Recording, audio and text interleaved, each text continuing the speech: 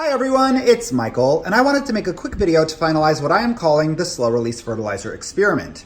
Now, for those who have been viewers for a while, you already know that I incorporated slow release fertilizer, more specifically osmocote, into a great many of my orchids this grow season. Now, I really want to take a moment to unpack what I believe to be the results of this experiment. Now, before we go any further, there are some controls that are notably absent. Some of these plants got direct light, some of them did not. Some of them have temperature fluctuations. Some of them are in front of the AC, some of them were not. So there are other factors at play here. So understand that this is just a very, very superficial snapshot of the impact of osmocote on my plants. But even so, I do think that there's value in discussing what happened. So take it for what it's worth. I understand that this is not a perfect experiment, but I do want to showcase my findings. So you have three subcategories in front of you, and those three subcategories are the plants that seemed relatively indifferent to the slow release fertilizer, the plants that absolutely did not like it, and the plants that did really, really well with it. So starting with the plants that were indifferent, we have Phalaenopsis. My Phalaenopsis, this is my oxalotary prince. It just didn't do much more, it didn't do much less. It just seems to be trucking along uninterrupted. Same thing for my Miltonia Sunset, and I mean, they both still have it in their grow containers. But it's just, didn't make a huge difference. It didn't make anything die back. It didn't create any real negative consequences, but it certainly didn't show any real momentum. Now onto the plants that did not like it. This is the vast majority of my plants, which I think tells me something. Now this is my Dendrobium tangerinium, and it completely lost a new growth. I actually already have it repotted because it was doing so poorly. This is a prime example of what happened with pretty much all of my Oncidium types.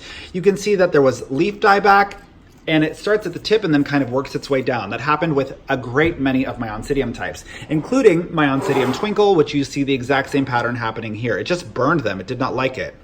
Now, what's noteworthy here is this one was not in direct sunlight and it still happened, and this one was in direct sunlight and it still happened. So I think it was definitely the fertilizer. I don't think it was the light levels.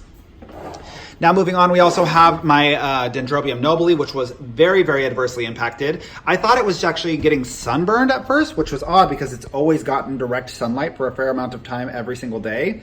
But look at how it's splotched like this. The pattern of the damage took a much different shape, but ultimately it did start to die back from the tip of the leaf backwards. So that's one thing. Then over here, we have my Cymbidium Murasaki sinense, and you can see very similarly, it adopted kind of a speckled burn pattern, but it definitely burned. So that is definitely a product of the slow release fertilizer because it was doing phenomenally and perfectly beforehand.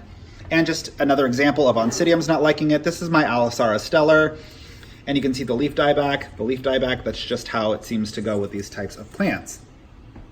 Now here's the most fascinating part for me. It's the plants that did really, really well with it. So oddly enough, my Phragmipedium is doing amazing. It has this adorable new growth coming in at the base of it. And this has been relatively inactive for me since I've had it. I've always struggled with what exactly to do with Phragmipediums. But this one seems to really like slow release fertilizer. It did not burn. It didn't have any negative consequences. It only seemed to accelerate its development. Similarly, this is my Leliocattleya. And this one, I mean, look how happy and turgid this plant is. And look at all these new growths, you guys. There's one there, there's another one there, there's another one there, there's another one. And like this one, you can already see the flower sheath coming in. But this one had explosive and very, very accelerated growth, no burns. I was so surprised to see that my Cattleyas really seem to like slow release fertilizer. Now, this is also a very shocking one to me because this plant has done very, very little for me for a very long time. This is my Psychopsis Mendenhall Hildos. Look how turgid and happy it is. Look how vivid the modeling on the leaf is now. All of the leaves, they're so, so beautiful. It's never been quite this vivid. And this has been growing very, very slowly for me for quite some time. But now check this out, you guys. This is one new growth here. When I turn it, there is another new growth in the dead center right there. And I just noticed as I was pulling it to film this video, I have a third new growth coming in here. This one is really, really starting to run. It's got a lot of momentum behind it, so it seems to have received that slow release fertilizer eagerly and happily. So interesting development with my Psychopsis. Now, of course, this one is no surprise. This is my Catasetum Dapper Dots Nicolasa Tavares. And this one, I've always used slow release fertilizer with. It's pretty common practice. But look how beautiful the bulbs are. Look how big they are. They're coming in just fabulous. I actually have another growth coming in here. I have another growth coming in right there. This one has just done very, very well with slow release fertilizer and using a dilute nutrient solution as well. So this one just seems to be doing phenomenally well. Now, I really wanted to be able to offer you some sort of like, I don't know, guiding principle for exactly why these things happened. So I was hoping to be able to say, you know, well, with the fine root orchids, they don't seem to like it, but the more fleshy root orchids do. And that's kind of true, but kind of not, because when you look at the root system of my Dendrobium nobile, for example, it's actually quite comparable to the root system of my Cattleya. It's not a size thing, I don't think. I really do think it's plant preference. Now, the other thing I do think is really imperative to mention is how I dosed the nutrient solution. So for every cup of leca that was occupied by a fully established root system, I would incorporate 1/4 teaspoon of slow-release fertilizer. So that's how I did it. So as you would imagine, my Oncidium Twinkle got much less than my Dendrobium nobile, for example. My Catasetum got much more than my, I don't know, what's another good example? Than my Phragmipedium. You can see that I've kind of dosed it according to how established the root system was and how large and expansive that root system was. So that's the other really big variable here. But I do think moving forward, I'm going to continue to use slow-release fertilizer with my Catasetums, with my Cattleyas, with my Psychopsis. And I think I'm going to go back to just good old-fashioned, very dilute nutrient solution with the rest of my plants. What I do like about using nutrient solution, and I know that some of you are shaking your heads right now being like, well, of course, Michael, this is a no-brainer. Why didn't you know this before? I did know it before, but I wanted to validate it with my own research and my own practice.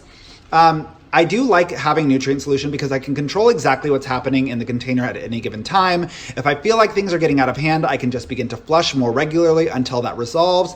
But when you do have that slow release fertilizer, there are things that are beyond your control, and you don't want to disturb the root system by opening it up to get rid of all of the excess nutrients and nutrient pellets. So final conclusion, yes, I know it was totally to be expected. I'm going back to nutrient solution for most of my plants, but was very, very pleased to discover that some of them really do enjoy it. So I hope you found that as interesting as I did, or maybe you just think I'm a big idiot, and that's okay too. But in any case, thank you so much for choosing to spend your time with me. As always, please be sure to support each other in the comments section because I am so often unable to do so. Be kind to one another. Don't forget to click subscribe and have a beautiful rest of your day. Bye, guys.